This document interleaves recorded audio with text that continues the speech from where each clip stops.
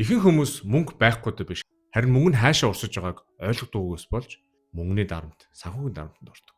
Хэр ихийг олж байгаа гол нь биш, хамгийн гол нь мөнгө маань хаашаа урсаад байна гэдгийг олж мэдэх, удирдах, контролд оруулах гэдэг нь болохоор өөрийгөө хязгаарлана гэсэн үг биш. Өөрийнхөө хоббиг хязгаарлана гэсэн үг биш. Өөрийнхөө мөнгийг хязгаарлана гэсэн үг биш. Хамгийн гол нь бодит үннийг логиктойгоор харна гэсэн үг.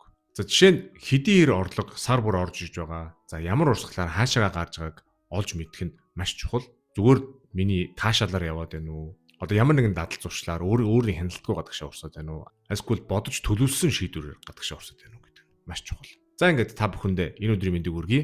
За 26 оны санхүүгийн спешиали маань 2 дахь дугаар эхэлж байна. За энэ удаа та бүхэндээ би одоо мөнгөний урсгалаа яаж хийх вэ гэдэг сэдвийн тухай ярилцъя гэж бодлоо. Ингээд let's talk about money. За мөнгөний жижиг урсгалууд маш аюултай. За ихэнхдээ сарын эцээр бидний мөнгө маань нэг том урсгалд гараад алга болдгоо. За жижиг юмнуудад урсаад алга болдог. За тэр нь юу гэхээр нэг кофе уух ч юм уу. За жишээл басан гаргийн орой нэг гараад шоудах ч юм уу те. За яах вэ? За энэ удаад яах вэ? Жижиг юм чинь орой гараад хоол идчихэхгүй. За яах вэ? Энэ удаа ингээд хямдхан хэмжээ авчи гэдэг.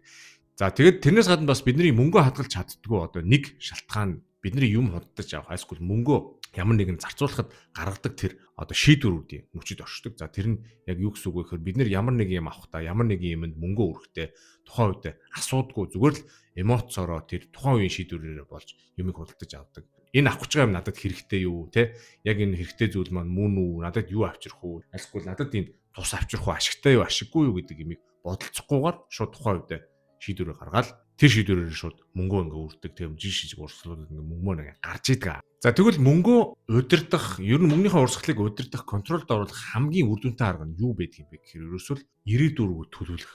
Санхүүгийн төлөвлөгөө Excel листэн дээр ирээдүгөө төлөвлөж орж ирж байгаа мөнгө болгонд үүрэг хариуцлага оногдуулах хэрэгтэй.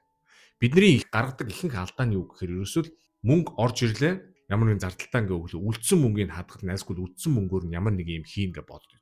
Тэгвэл яах ёстой юм бэ гэхээр бид нэр мөнгө орж ирэнгүүт тэр орж ирж болгоод төгрөг болгонд, орж ирж болгоод доодор болгонд, орж ирж болгоо ёроо болгонд үүрэг хариуцлага оногдуулах хэрэгтэй. За жишээлбэл цалин орж ирлээ, хамгийн түрүүнд би одоо өөрөө өөртөө төлөх гэдэг юм их ярьдаг. Тэр нь юу гэсэн үг юм бэ гэхээр цалин орж ирэнгүүт зардал төлөхөөс өмнө эхлээд өөртөө төлөх. Эхлээ өөрийнхөө инвестмент, өөрийнхөө хөрөнгө оруулалтанд мөнгөө явуул, өөрийнхөө хадгаламжинд мөнгөө хий, өөрийнхөө санхүүгийн зорилгод эхлээд мөнгөө хийгээд үлдсэнгээр нь одоо тэр тухай бүрийнх нь зардал ямар нэгэн чирэгдэл одоо юу гэдгийг өөр тооцоо ямар нэгэн тэр юмдаа ингээд зориулаад ингэж төлөвлөж сураа гэсэн үг. За тэгээд энэ бүгдийг төлөвлөж одоо ингээд гоё төлөвлөгөөтэй стратегид явахын тулд мэдээж санхүүгийн төлөвлөгөө танд хэрэгтэй. Description хэсэгт байгаа. Comment хэсэгт бас би линкээр оруулсан байгаа. Тэрнээс үргүүд татаж аваад бүх орлого, зарлага, өөр шир бүх юмнуудаа ингээд бичээд 94-өө төлөлөөрэй гэж та бүхэнд хэлмээр байна. За тэгээд мэдээж хэлэхэд амархан хийгээд хэцүү гоё Excel листэн дээр ингээд бүх юмаа төлөвлөөл мөнгөө ингээд оруулаад ингээд бүгдийг ингээд өөр хариуцлагатай болгоод хийчих юм бол дараа нь мэдээж сэтгэл хөдлөлөөр одоо юм авмаар байх үе гарч ирнэ те. Одоо ингээд нэг найз гоё утас авсан байвал би одоо авмаар санагдах үе гарч ирнэ. Тийм учраас тэрийг удирдахад мэдээж хэцүү. Тэрийг зохицуулах ингээд удирдах аргууд байдаг. Миний ашигладаг нэг арга нь юу гэхээр надад таалагдсан юм аа.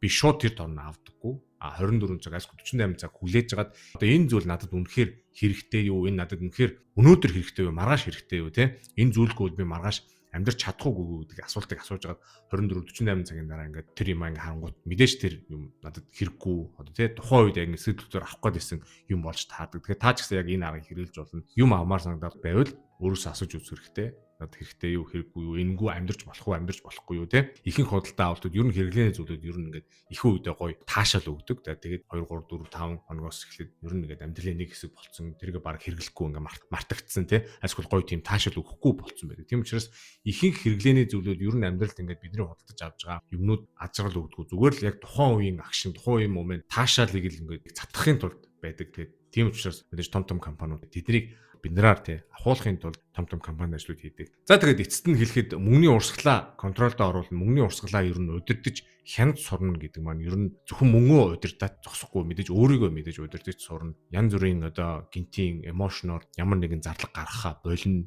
Тэгээ мөнгө хураана. Тэгээ тийм учраас мөнгөтэй болъё. Ер нь мөнгөө цааш нь хураая. Ер нь мөнгө ажлуулъя гэж бодж ивэл мэдээж орлогынхаа хажуугаар зарлага хянаж сурах хэрэгтэй.